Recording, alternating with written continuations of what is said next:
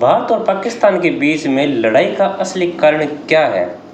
क्या आप लोग ये मानते हो कि भारत किसी पैसे के लिए पाकिस्तान से लड़ता है, या पाकिस्तान भारत पे किसी जगह के लिए कब्जा करने के लिए लड़ाई करता है, या फिर वो एक दूसरे से ऊपर उठना चाहते हैं? नहीं, ऐसा कुछ भी नहीं है।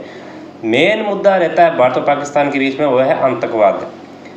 पाकिस्तान क्या करता है कि अपने देश में आतंकवादियों को पनाह देता है, और भारत चाहता है कि पाकिस्तान आतंकवादियों को पनाह न दें, क्योंकि जो आतंकवादी है वो केवल भारत में नहीं, विश्व के हर देशों को प्रभावित कर रहे हैं। फिर भी पाकिस्तान बार बार आतंकवादियों को पनाह देता है। पनाह के साथ साथ में उन्हें रहने खाने पीने के लिए हर प्रकार की सुविधाएं प्रदान करता है, और इसके साथ ही उनको ट्रेनिंग स्पेशल अपनी ही आर्मी के द्वारा दी जाती है।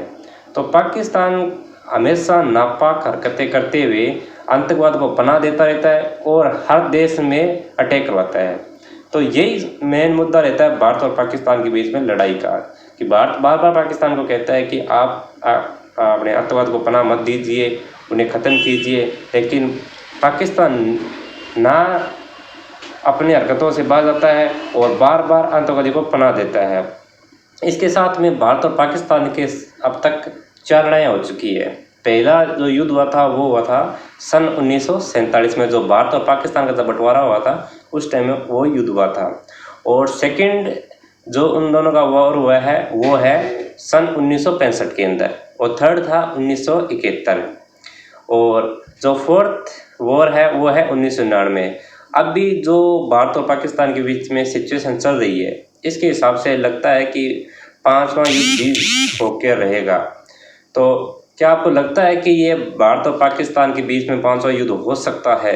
क्योंकि जिस प्रकार से पाकिस्तान बार बार आतंकवादियों को पनाह दे रहा है, उन्हें सुरक्षा प्रदान कर रहा है, तो उस हिसाब से तो लगता है कि भारत और पाकिस्तान का 5वां युद्ध जरूर हो सकता है। क्योंकि इसमें पूरे ये सिर्फ भारत और पाकिस्तान की लड़ाई नहीं रही है, अब पूरा विश्व के अंदर ये बात फैल रही है कि बार बार पाकिस्तान आतंकवादी को पनाह दे रहा है, जिस वजह से ही ये सब कुछ हो रहा है।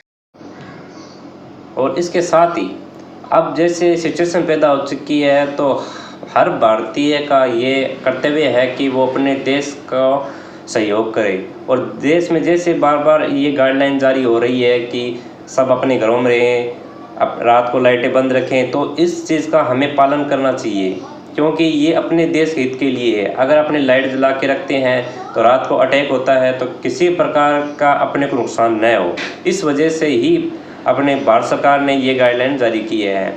हर ज़िले के अंदर कलेक्टर ने, और जैसे तहसील में है तो वहाँ पे एसडीएम साहब ने, तो सब ने ये निर्देश दे रखे हैं कि नाइट को 7 बजे के बाद में घरों की लाइटें ऑफ कर दें। क्यों, जैसे अभी पाकिस्तान ने कई जगह अटैक किए हैं, तो नाइट के समय वो क्या करते हैं, जहाँ पे उनको दिखाई देती है कि लाइट जल रही है, तो हो सकता है कि यहाँ पे बहुत बड़ी बस्ती है, तो उस वजह से वो क्या वहाँ पे अटैक करते हैं, और इस वजह से अपने को ही नुकसान है।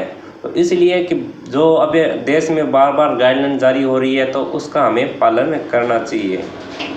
और जिस प्रकार से ये लड़ाई चल रही है, तो पाकिस्तान बार बार भारत को धमकी दे रहा है कि वो परमाणु शक्ति का यूज़ करके भारत को तबाह कर देगा। तो परमाणु शक्ति का यूज़ करना बहुत बड़ी बात है, लेकिन अगर पाकिस्तान परमाणु शक्ति का यूज़ कर देता है तो भारत का आधे से ज़्यादा हिस्सा तबाह हो सकता है, क्योंकि परमाणु शक्ति के अंदर इतनी ताकत होती है कि उसका असर बरसों तक बना रहता है। जब जापान के हिरोशिमा और नागासाकी पर परमाणु का यूज़ किया गया था, तो उसका असर आज तक देखा जा सकता है। आज तक वहाँ के लोग गूंगे, बहरे या अपाहिज पैदा होते हैं। तो मतलब परमाणु शक्ति इतनी खतरनाक है कि उसका असर बरसों तक बना रहता है।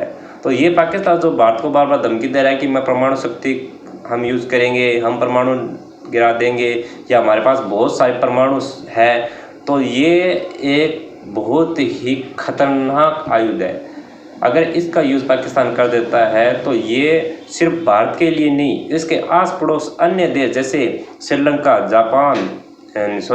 श्रीलंका, चीन, नेपाल, भूटान, जितने भी आसपास के देश हैं उनको भी नुकसान है। अब इसका सीधा सा सॉल्यूशन यही होता है कि अगर पाकिस्तान अपने आतंकवादियों को मारने में भारत की सहायता करे और आतंकवाद को जड़ से ख़त्म करे और अपने देश में उनको पनाह न देकर और भारत का साथ साथ अन्य देशों का भी सहयोग करे आतंकवादियों को ख़त्म करने के लिए, तो पाकिस्तान एक सेफ कंट्री बन सकती है। क्योंकि आतंकवादी सिर्फ अन्य देशों को नुकसान नहीं पहुंचाती, इसके साथ साथ वो पाकिस्तान में भी लड़ाई दंगे वगैरह करते हैं और बम विस्फोट वगैरह जैसी क्रियाएं करते हैं। तो इसके लिए ये ज़रूरी है कि पाकिस्तान अन्य देशों के साथ खड़ा होकर और आतंकवाद को ख़त्म करने में सबकी सहयोग करे। तो ये जानकारी आपको कैसी लगी हमें कमेंट करके ज़रूर बताएं। धन्यवाद।